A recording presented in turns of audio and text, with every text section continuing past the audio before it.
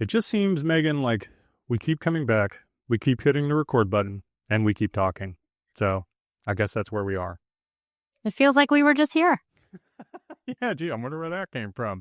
Hello, I am Patrick Cadigan. I am a public school special education teacher who is my co-host. I am Meghan Smallwood, and I'm a public school transition coordinator. And we are here for post-secondary transition. Over the last few conversations, we talked about how we decided we were going to do some 101 style conversations to essentially introduce parents to the world of secondary transition and more specifically post-secondary transition. So we're continuing our way up that ladder. And now we're going to cover the big one, DDA. Yeah, the big one. The big one. Why don't we start with what is DDA? Yeah. So DDA is basically that primary state agency that funds life after 21, that long-term funding. Not to say there aren't different avenues prior to 21, but the big concern I think most of us have at this point is after 21. And that could include like a meaningful day, whether it's employment, volunteering, or community exploration. It's very individualized, whatever is the best fit for your young adult. It could also include residential and personal supports, but we will definitely get more into those details as we go along. All right. So, and I know that this has come up more than once, but it's always good to do, ask some of the same questions again and again, just as a reminder for parents to hear it and know what's coming up. When should a DDA application first be completed? So we advise to be completed at age 14, which is when those transition pages first begin appearing on the IEP in our county. But you can complete it even before then. And I know many parents who have used other resources or providers, especially when a child is first diagnosed, especially with autism. Many of the people that they come into their lives to help them will suggest completing a DDA application. Just get it off your plate and taken care of.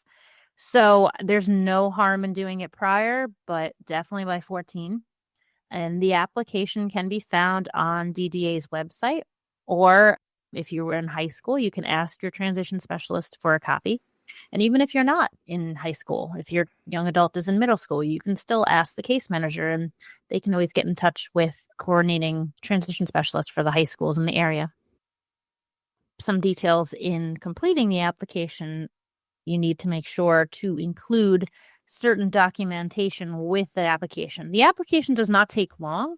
It's just a couple pages, basically asking straightforward information, what the disability is, how much help they need, what other agencies you may have been receiving help from already. But the advice straight from DDA has been to send those applications and documentation electronically. And if I remember correctly, that was something that you had recommended out before simply because some of those applications, they can get lost, right? Yes, absolutely. And that happened a lot during the pandemic. I had families who completed it, mailed in hard copies, and once, life somewhat resumed to normal operations, DDA did not have any record of it. So it was like starting over. So definitely send it electronically with that documentation, like I mentioned. And when I say documentation, I'm talking psychological assessments, any medical records that really explain the severity of a disability, the IEP, a behavior plan, educational assessment. And if you have any questions or if you need copies, you can definitely ask your transition specialist for help with that. But definitely send that along with the application. Well, and I know that it's come up before. One of the things that I feel like was mentioned when we discussed timelines was that, like with the evaluations, that while you're collecting it, while you're making this binder, this home folder, that documentation should be within 3 years. And I remember it specifically in terms of like psychological, but does that also apply to like the healthcare information as well? Yeah, absolutely. And I think when they actually do the assessment or talk a little more, and I know with other different resources too, like I'm thinking SSI, they want to know within the last 3 years of any hospitalizations, major surgeries, things like that, just to document how recent any medical concerns have been. So I will say And if we don't have it already, maybe we can include the email address for the central region as to where to send the applications for DDA. I am not 100% sure that that is on the site. By the time we're done with this conversation, it will be. And the other thing is, if I remember correctly, because I know that sometimes navigating the DDA site itself can be a little daunting, we also have a copy of the application on our What is DDA page. So you can Right. just travel there, and it's very straightforward. There's not a lot of stuff there. So, and then as far as the email address, yeah, I'm going to throw that in there too. Awesome. And that is specifically for Central Region, which our county is included. If you need to know of other counties and what region they fall into, that can be found on the application, the last page of the DDA application. And I will say we also have the DDA application, or DDA has it in Spanish as well. I think that is up on our site as well. So good stuff. Awesome. We are so helpful. Look at that. Look at us saving the world, one document at a time. So after you complete that application and send it along, I advise parents to write the date on the top of your application or on a sticky, along with what documentation you sent with the application, just to have it on hand, because I know previously I've had parents send it and I would put a copy in the transition file at school and we would not hear anything from DDA. And I would go and check with the eligibility specialist who would say, we don't have any application on file for that student. And I remember one scenario where I was actually able to go back and see, oh no, this application for, John Smith was sent on March 12th with this documentation. And lo and behold, an email came back, oh yes, we've found that application. As we all know, it's not a perfect system. Keep records and don't be afraid to be the squeaky wheel. Since the pandemic, I think the transition specialist parents, we've all seen that needs to happen. And you need to be the biggest advocate for your child. And then, so once the application has been submitted, what's the next step in the process? What's the guarantee that the families would find out that their application was received? So once the application's been submitted, usually within a couple weeks, you should get a letter, typically a letter from DDA. So just be mindful of your mail, because a lot of times the DDA will come back and say, oh no, we sent a letter. We never heard from the family. And I should say be mindful of that timeline, because DDA said we sent it and parents haven't gotten it. And I find that kind of odd. You can always ask your transition specialist to help reach out, figure out who to go to if they haven't heard anything. Is that letter or the packet that they receive, is that specific to the families, or is that something that gives you general information? I am glad you said that, because it is a very generic letter, whether it is to set up, I'm ahead of myself. The generic letter will be sent after they make a determination, and that can be very confusing. But ahead of that, you will get a letter saying that they want to complete a comprehensive assessment with you and your young adult. And that is when you will actually have a coordinator come to your house, and it's a random coordinator just assigned to the case, and they have to meet your young adult and meet with you and just make sure everything that they read about them on paper fits what they are seeing and hearing.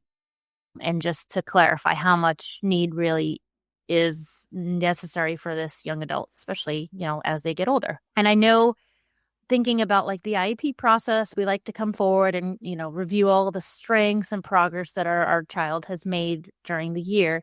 With DDA, it's the opposite. You really want to think about your child on one of their hardest days and let them know just how much help they would need to get by and how much help you would need to get by. They need to know the most amount of support that would help this person have a meaningful life after 21.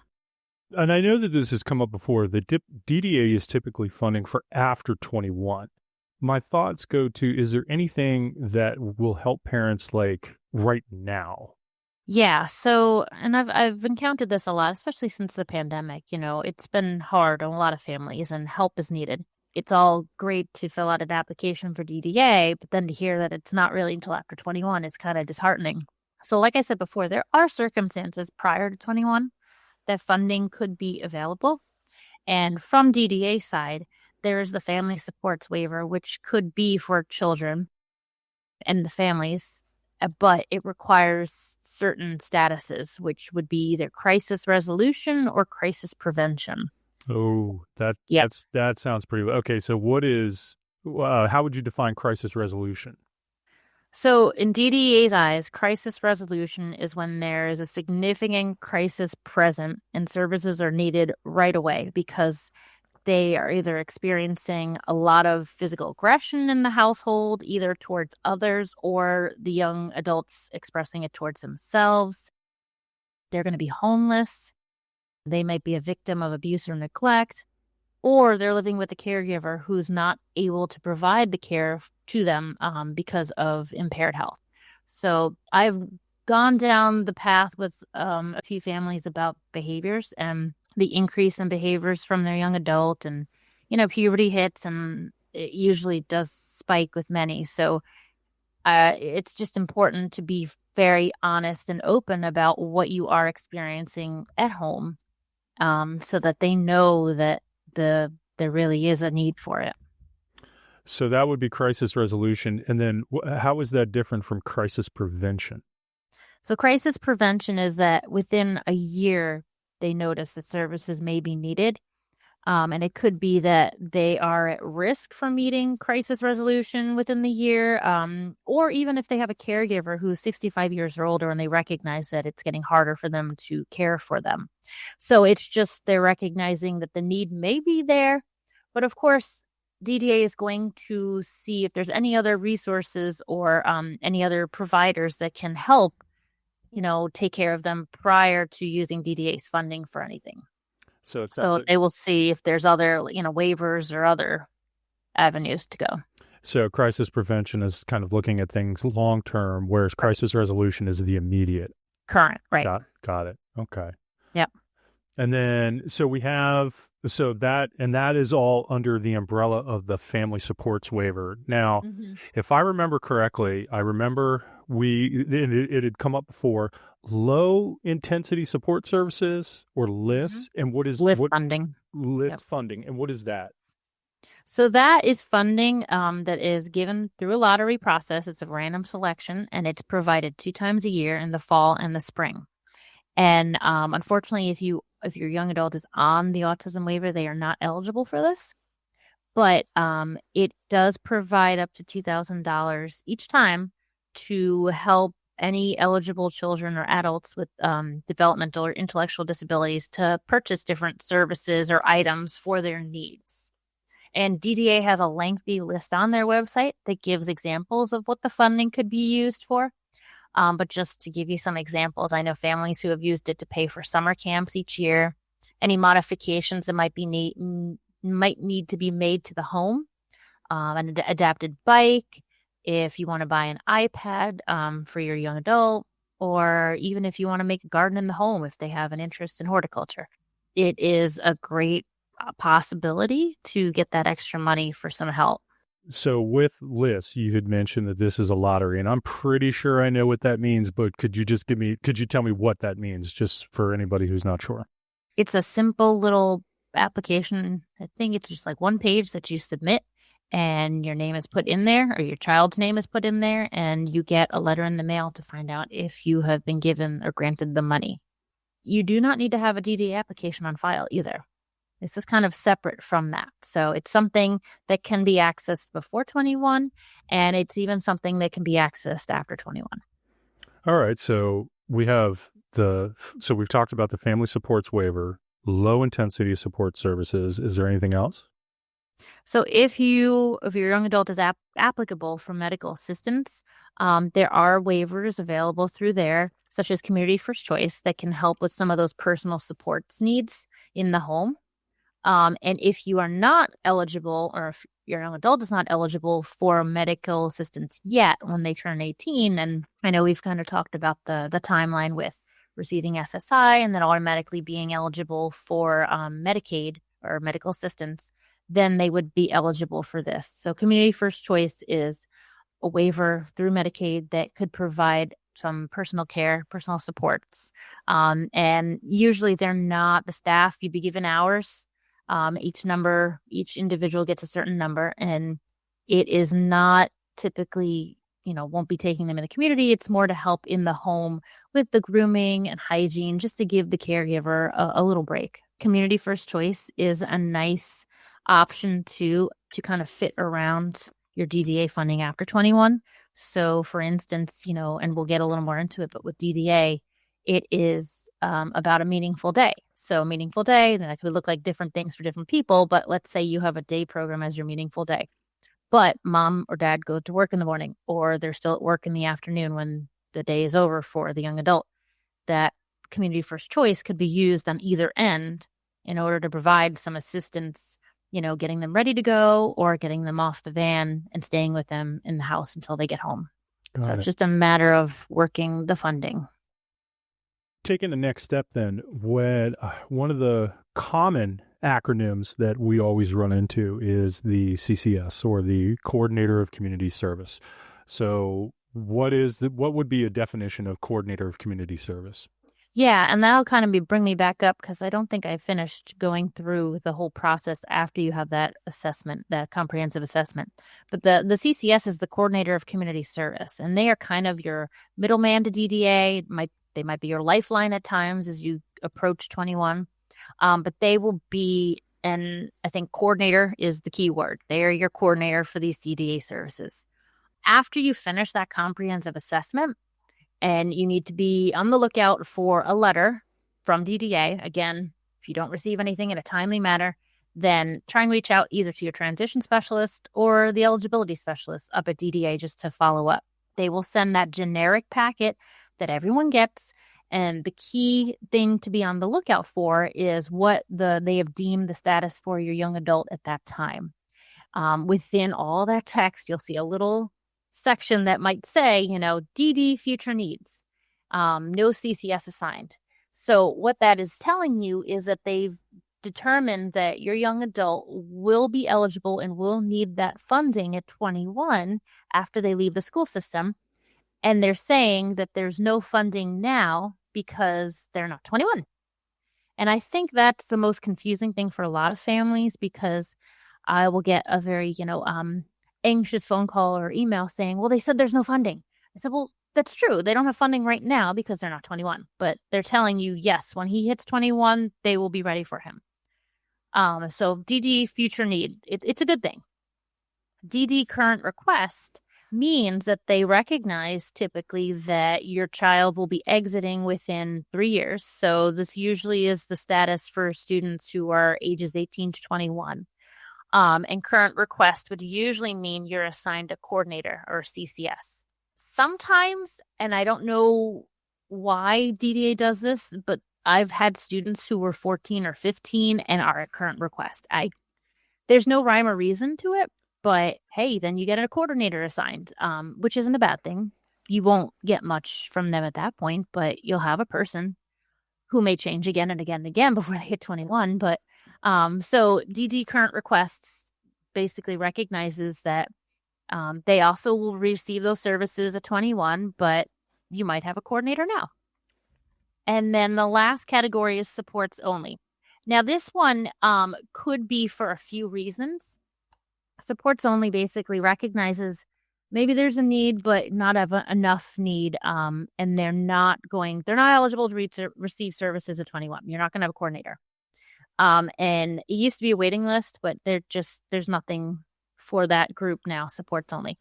I've had families who have been given that status before just because when they submitted the DDA application, they didn't include documentation with it. So DDA didn't see the need or recognize the fact that even though they have a disability, it might not impact them long-term yet. They needed that, reports or IEP to show that it does. The other reason could be if there was too old of documentation sent, they just need more current assessments completed and sent to them. So I wouldn't worry if you got a supports only and your child is still younger, usually by 18. If they are still supports only, I definitely suggest sending them updated assessments. And if you don't have those from school yet, try and find out where that reevaluation is happening so it can align and you can get those updated assessments. It's possible to upgrade the status from that. So back to that coordinator. Mm-hmm. the coordinator of community services, CCS. Usually when you are told that you're going to be assigned one, you get another generic letter from DDA and says, you need to pick an agency. Otherwise, we're going to pick one for you. And again, parents don't know what to do. I wish they didn't send so many generic letters because it's just so impersonal. But anyway, they will list the different agencies you can pick from, and the parent is just supposed to select one. And I always get the question, well, how do I know which one's better? What do you suggest? Who should I go with? And honestly, you can look at the websites, you can gather information about each one, but your best resource would be talking to other parents and who have a coordinator and ask them their opinion, and go on those Facebook groups for parents, or, if there's a group through the county or your school, just gather some information from others who are going through it. That's going to be your best bet. And I can tell you, amongst all of them, since the pandemic, there has just been a huge turnover, and it's unfortunate, but I can't say one has it better than the other. But it really comes down to the coordinator that you're assigned, not so much the agency, because you might have a really good coordinator with an agency that others are like, meh. And you always have the option to change coordinators and agencies. And it's not an overly long process. I've had parents in their exiting year switch agencies, and it was only a 2-week turnaround and they were matched up with a new one. But just so you know, for our county, we're 5 now. Nope, 6 now. Sorry. They just added a new one.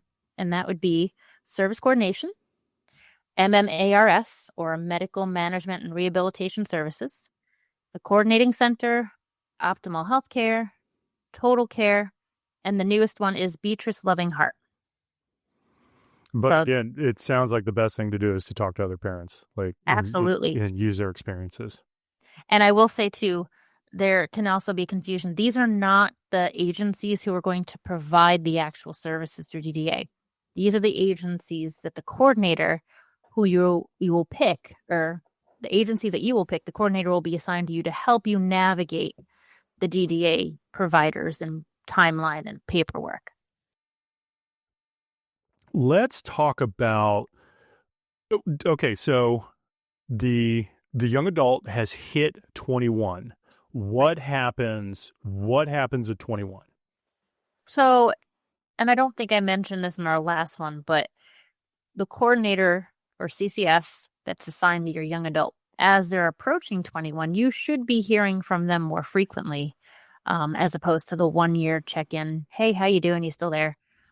They should be contacting you every few months. And again, there's not much to be said or done, but at least acknowledging that they recognize that your child is turning 21 soon. And then prior to that last year, they should be explaining the process a little bit more and encouraging you to visit day programs if that's the pathway you're going to take. So that last school year is the big year where you're really going to want your transition specialists to help with things from the school side. They are going to be a key player in this, along with your CCS. You really all will be working together as a team. You are going to want to explore day programs in the area if that's, like I said, the pathway you're going, or at least get information on what's available and consider if you're going that traditional route. There are not as many in Howard County as we would like to have. However, the ones that have been here for many years. So they have good reputations. And again, like we've talked about before, it's really helpful to talk to other parents who may already have a young adult at some of these places and get their opinions. Keep in mind, though, every young adult is different. So what doesn't work for Johnny may work for Susan, and vice versa. I've had 2 parents walk into the same program and walk out with completely different thoughts about it. But, overall, just to find out what the process or what the day may look like at a day program, it helps to start recognizing what the differences may be between the school day and a day program day. One question that I have, and this is a little bit of a segue, but I wanted to kind of throw it out there. Can we talk about the difference between entitlement versus eligibility? Because I know that there is a significant difference. Yeah, that's a big one too. And really needs to be recognized as you're looking at these programs. So while your student or young adult is in the school system, they are entitled to services. They are covered by that, and they have the IEP and all those supports. Once they leave, they are now eligible for services, which means you may have your top choice for a day program where you want them to go, but they may be denied or they may not be accepted because they don't feel like they can meet their needs, or they don't have the staffing for them, or they don't have the necessary accommodations. So you really have to be on top of it and aware that it's not an automatic transfer over to a new place. They need to be found eligible and be accepted. I talked a little bit about the traditional route, and I know on our website we have links for many of the different day programs. And there will be a link. There will be a link to the show notes in that too, because we have two separate pages, right? We have the traditional route, which is going to include the agencies, but then we also have a relatively new page on self-directed. Right. So if you find that the traditional route of a day program may not be the best fit for your young adult, self-direction is another pathway from DDA, which you can explore. And since the pandemic, I feel like more and more parents are opting for this just because of the individualization of it and the flexibility. So it's definitely a good thing to explore and just weigh both options. We have a plethora of information on that on our website. And it's definitely a topic, if you are interested in, to talk to your CCS about, to find out what their knowledge base is on it. All CCSs are trained with it, but some may be more familiar on it than others. So it's just good to have that conversation if it's something you're seriously considering. Definitely be exploring all those at the beginning of the school year, that last exiting year. By and I should say your CCS will be checking in with you, making sure you're exploring. The transition specialist can help you set up tours, give you contact information, help arrange any meetings with some of the agencies, the day programs. Go out and visit the program, talk to the directors, see if you're able to take a tour of the facility, and just get a feel for it and see, if you think it would be a good option for your young adult. Or if you're doing self-directed, start brainstorming. What is it that they really like? What would be a meaningful day for them? Would they be volunteering? Would they be employed? Would they just want to be out in the community? And start thinking about any connections you might have or could make to help plan a day for them. So that will all be happening in the fall and with your CCS and your transition specialist health. And you're really going to want to have it narrowed down before the winter break, usually December time, of what agencies are your top choice or day programs are your top choice, or if it is self-directed that you definitely are going to pursue. Your coordinator will be asking the transition specialist and yourself to start gathering up those necessary documentations. And again, like we mentioned with the initial application for DDA, they really want to see those records that explain the severity of the disability and the need for support and how much need for support will be there when they exit. All that information is going to go into a matrix score, which is a number that DDA will be giving you or your young adult to explain how much support they need afterwards. So that matrix score is really 2 scores, and it is based off of the health and safety and supervision that your young adult requires. And again, that documentation is really going to drive it. The paperwork for that is submitted from DDA to a third party, and then they give the number. Someone goes through all the records, and they determine a number for your young adult. 5 is the biggest or the highest number you can get, and 5 is like the maximum amount of support needed, which can often drive, if you're going for a day program, a one-on-one support. 1 is the lowest, which means that they're pretty much independent and support is not as needed for them. I would say typically we see like a 2, 3, maybe a 4. If you feel like that the number really isn't a good match, though, you can always appeal it and talk to your coordinator about it. But that number really will drive the need for support. And so the coordinator will be submitting all that. You're just going to check in with them to make sure they have what they need, and they will let you know when the number's been determined. So once the matrix score is determined, that is part of what will be submitted for DDA towards the exact waiver that your young adult is going to be put into. There's 3 different waivers, and I know we talked about one last time when we were discussing initial DDA information. But the family supports waiver is the waiver for children birth to 21, and that's specifically for different support services. The 2 other waivers that are the ones after 21 is the community pathways waiver and the community supports waiver. So the community pathways waiver really encompasses a meaningful day, support, and residential services. Okay, that's the big difference. So community pathways includes residential. Community supports waiver includes meaningful day and support services. Okay, so I know parents get very nervous about, well, which waiver should they go to? Which waiver do you think they need to be in? Ultimately, DDA makes that decision based off of the needs of the young adult at that current time. So you really don't need to worry about which waiver they're going to be placed in. Regardless of whether it's community pathways or community supports, they will have funding for a meaningful day, and that is what DDA is concerned about after they leave at 21. They want everyone to have meaningful day. Residential really comes into play if, for example, the young adult is already in a residential and it needs to continue after 21. Or like we said before, there's really a crisis or a need at home that they need to be out of the house. I mean, you can always put it out there if you really want your young adult to live, on their own at some point. It's a great long-term goal, and it's one that I think everyone should at least consider. But at 21, the first step is really that meaningful day. So you are not tied to one waiver for the rest of their life. It can always be switched if residential does become into play. But it's really the waiver and which waiver is really not a huge concerning factor.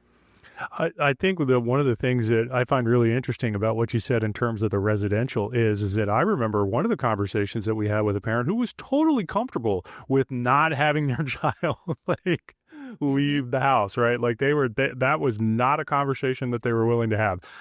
So, I mean, like you said, it really just depends on what the families are interested in. And more often than not, I find a lot of the families say, "Oh, no, they don't need to move out like at 21," and that's fine. I mean, how many kids went to college and came home and lived there until they got their feet wet in the real world and settled? But it is something to consider, and we can definitely talk about the different options down the road. But it doesn't have to be a group home, because I also think there's that stereotype of, oh, they're going to be stuck in a group home with 6 or 7 other people and da-da-da. But there's and then there's nothing wrong with that. My sister lives in a group home. It's a great option for her. But there's other ways of doing it too, like supported living, or the other name is escaping me right now. But it's definitely something to research down the road, and never say never. Once and this all does fall in a timeline for DDA, and I know a lot of times DDA might be backed up on their timeline, or the coordinator's often just waiting for the okay from DDA to submit things. So it can be a waiting game. And a lot of times the winter into spring is, and I know it can be kind of anxiety ridden from families when you just want to make sure things are progressing and you're kind of at a standpoint. But when DDA gives the okay, they can apply and they will find out, your waiver. And that's when they really can start talking about the person-centered planning. And that is kind of like, in a sense, the IEP moving forward, because that will be where all the supports are listed, goals for your young adult are listed. It's kind of driving things from there on out. And it's something that's revisited every year to make sure it's still relevant and updated. But the person-centered plan will really encompass the young adult, the family, the coordinator, and if you decide to go with a day program, they would be involved. Or if you go self-directed, that would really drive what the services from your budget will be used for moving forward. I remember the person-centered planning that came up during one of the parent panels that we had attended recently, and there was quite a bit of discussion around that. Yeah, and it's really important to start thinking about that, even before that exit year. Think about that person-centered plan and I know one of our parents had talked about having like an extended meeting with not only the school, but inviting people who know their young adult and getting their input and just putting together the whole picture of your young adult and what would make him or her happy to live a good life. And that's what it's all about. It's so individualized as to what a good life or a meaningful day is for each person. And we really want that person-centered plan to show that. So it's definitely good to plan ahead. And then once things are started in motion from DDA and you have identified, if you're going with a day program, you've identified the day program you're interested in, the coordinator really will be working with the admissions counselor for the program to make sure they will be accepting them. Some of the day programs do a trial. They want to have the young adult come out for a couple of days to see if it's a good fit. They want to go visit them at school to get to know them a little bit, talk to the teacher or other service providers, just to make sure it would be a good place for them. And it also comes down to staffing at this point. I know a lot of them are still kind of putting individuals on a waiting list because staffing has been such an issue. So I'm hoping with time it will get better. But there are a lot of factors, which is why it's good to have more than one choice in mind for after exit. And then ideally, after July 1st is when services could start from DDA. And again, it all comes down to the process and if things were submitted in a timely manner and everything's in order and the agency or day program that you've selected is ready to go. I will say notoriously in the past, self-directed plans have taken a little longer to start, typically not in July. I know a lot that have been maybe end of summer, even into the fall, just because there's so many logistics that need to be figured out. And it can be a little harder because ultimately with self-directed, I don't think I mentioned this, you were given the budget from DDA, and it's basically developing the day for your young adult and, what they're going to do, who's going to work with them, hiring the staff, finding the activities or the volunteer opportunities. So DDA just they want to make sure that it all belongs in the budget. So there's a lot of back and forth and checking to make sure things are okay.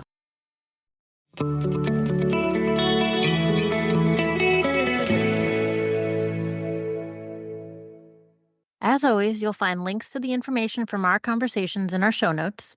We would love for the information from this and all our other discussions to reach as many families as possible, and we need your help to do that. You can find our conversations at www.p2transition.com. Like, follow, share out the podcast. Our conversations are posted to all the major platforms, including Apple Podcasts, Spotify, YouTube Music, and that's just naming a few. So please share and share often. Please check out our YouTube channel. We've done some of the legwork for you by curating videos of topics that revolve around transition. We have playlists for guardianship, alternatives to guardianship, ABLE accounts, and there's more to come, so please be sure to subscribe there as well. And finally, check out our website, which is full of information and links to resources around the transition process. Open your web browser of choice and surf to www.postsecondarytransition.com. We thank you so much for the time that you've spent with us and look forward to talking again soon.